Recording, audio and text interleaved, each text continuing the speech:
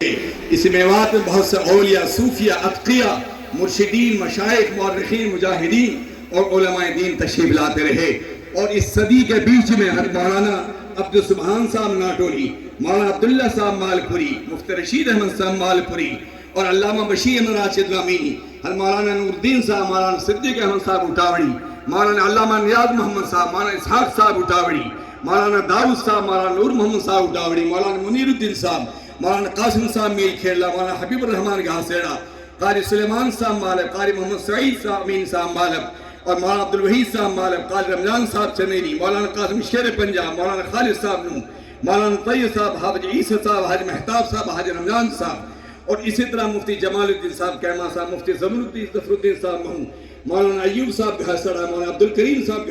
گھاسیڑا، مولانا حسن خان، مولانا عبدالرحیم بڈیر، مولانا جمیل احمد صاحب نوحی، یہ حضرات کہ الحمدللہ میوات میں اسلام سایہ فگن رہا، لیکن یہ ایک حقیقت بے دینی، بدعت اور رسوم اوہام